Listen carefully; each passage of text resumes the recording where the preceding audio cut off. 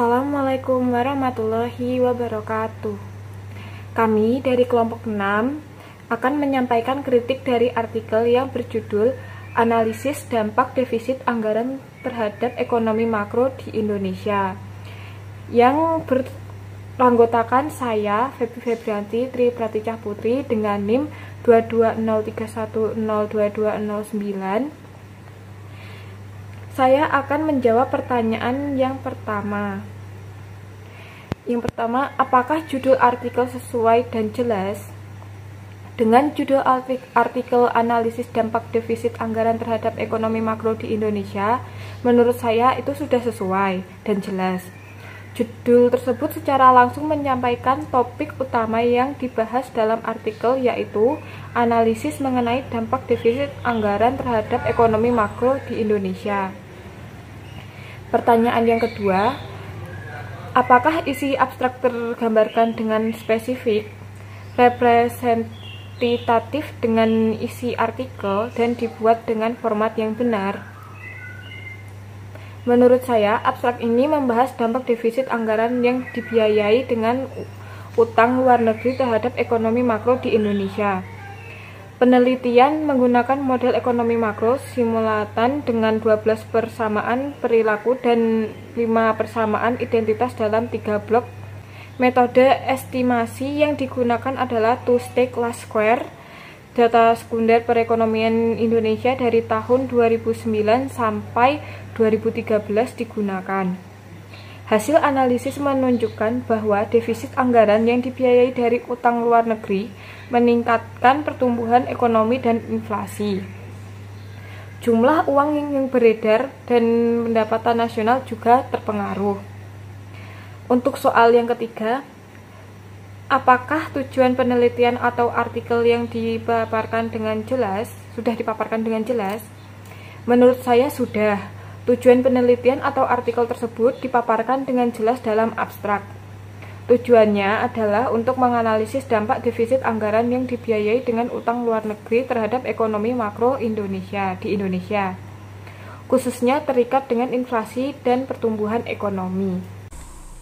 Selanjutnya, saya Frisma Dewi Setiawati dengan NIM 22031022214. Di sini saya akan menyampaikan nomor 4 sampai dengan nomor 6. Nomor 4, apakah ide atau isu yang dianggap relevan dan penting? Menurut saya iya, karena dengan adanya artikel ini bisa menambah pengetahuan mengenai dampak defisit anggaran yang akan berpengaruh pada meningkatnya inflasi dan pertumbuhan ekonomi di Indonesia. Selain itu, dapat mengetahui upaya untuk melakukan pemulihan melalui kebijakan fiskal dalam mencapai efektivitas dan efisiensi anggaran baik dalam pengeluaran dan penerimaan negara. Yang kelima, apakah desain dan metode penelitian sesuai dengan tujuan penelitian? Ya, karena akan memberikan penjelasan yang lebih spesifik tentang ekonomi makro yang didukung oleh metode simultan dan akan diselesaikan dengan metode TSLS serta dilengkapi dengan data sekunder perekonomian Indonesia sehingga akan mengetahui tingkat uang yang beredar di Indonesia. Yang keenam, jika penelitian menggunakan desain eksperimen atau kuasi eksperimen, apakah metode tergambar dengan jelas? Apakah cukup detail jika sewaktu-waktu penelitian tersebut diulang? Ya, menurut saya menggunakan kuasi eksperimen karena terdapat tulisan data yang digunakan merupakan data sekunder perekonomian Indonesia tahun 2009 sampai 2013 sehingga dapat disimpulkan bahwa data tersebut dikumpulkan oleh pemerintah seharusnya tetap sama walaupun dilakukan penelitian ulang karena pemerintah selalu menghitung pendapatan dan pengeluaran negara. Selanjutnya, saya Elsa Arianita dengan NIM 2203102219 akan menjawab soal nomor 7 sampai dengan nomor 9. Untuk soal nomor 7 ialah, apakah ditemukan kesalahan atau error atas fakta dan interpretasi hasil penelitian? Jawabannya ialah tidak. Setelah saya baca dan cermati, menurut saya pribadi, tidak ada kesalahan terhadap fakta ataupun hasil penelitian di dalam artikel tersebut. Untuk soal nomor 9 ialah, apakah pembahasan terhadap hasil atau temuan relevan Jawabannya ialah pembahasan terhadap hasil temuan di dalam artikel sudah sangat relevan dan sudah sangat jelas, karena di dalam kesimpulan pada artikel tersebut sudah dijelaskan mulai dari konsep ekonomi, desentralisasi fiskal, anggaran berbasis kinerja, dan lain sebagainya. Untuk soal nomor 9 ialah, apakah penulis atau peneliti menggunakan kepustakaan yang berkaitan dengan topik penelitian, dan apakah peneliti menggunakan kepustakaan yang tidak relevan? Bila ditemukan, sarankan untuk dihilangkan. Jawabannya ialah iya. Penulis menggunakan kepustakaan yang berkaitan dengan topik penelitian tersebut. Penelitian sudah menggunakan kepustakaan yang sudah sangat relevan dan sudah sangat jelas dan mudah dimengerti. Perkenalkan, nama saya Sebastian Wijaksono dengan NIM 2203 102218. Pertanyaan selanjutnya adalah nomor 10, apakah ditemukan ide yang terlalu dilebih-lebihkan atau sebaliknya tidak terpaparkan? Bila ditemukan, saran untuk direvisi yang lebih spesifik. Jawabannya tidak ada. Di dalam artikel ini tidak terdapat ide yang secara spesifik dilebih-lebihkan, dan inti dari masalah ini sudah terpaparkan dengan sangat jelas. Yang ke-11, nomor 11, apakah beberapa bagian artikel yang masih dapat dipaparkan lebih lanjut atau perlu disederhanakan dan dipadatkan atau mungkin dihapus? Jawabannya tidak perlu, karena artikel ini sudah sangatlah sederhana dan dapat dimengerti oleh pembacanya. Yang selanjutnya, nomor 12, apakah pernyataan penulis atau peneliti jelas atau challenging atau malah ambigu?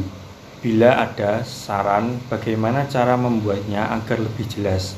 Hati-hati, jangan sekedar mengganti pernyataan penulis dengan pernyataan Anda. Jawabannya, artikel tersebut sudah sangatlah jelas. Pembacanya pun bisa mudah untuk mencari inti dari isi bacaan artikel tersebut dan tidak merasa kebingungan saat membaca artikel ini. Terima kasih. Selanjutnya, saya Naswa Kristiana dengan NIM 2203 102208 akan menjawab pertanyaan nomor 13-15. Pertanyaan nomor 13. Apakah asumsi yang mendasari pemikiran penulis atau peneliti? Penulis ingin menjabarkan atau mendeskripsikan dampak defisit anggaran yang dibiayai dengan utang luar negeri terhadap ekonomi makro di Indonesia, sehingga hasil dari analisis tersebut dapat diketahui oleh masyarakat umum, bahkan sampai ke staf-staf negara untuk mengetahui informasi tersebut, dan dapat dipertimbangkan lebih lanjut tentang tindakan yang dianalisiskan tersebut. Nomor 14. Apakah penulis atau peneliti telah objektif pada pembahasan hasil? Sudah, peneliti telah objektif pada pembahasan hasil. Hal tersebut dapat dilihat dari hasil artikel yang telah menjabarkan mulai dari teori-teori kebijakan sampai dampak-dampak langsung yang terjadi di lapangan. Selain itu juga dijabarkan tentang tantangan, solusi, dan peluang bagi pemerintah dari masalah tersebut. Pertanyaan terakhir nomor 15, apakah kesimpulan jelas, singkat dan padat, serta merefleksikan temuan atau hasil penelitian?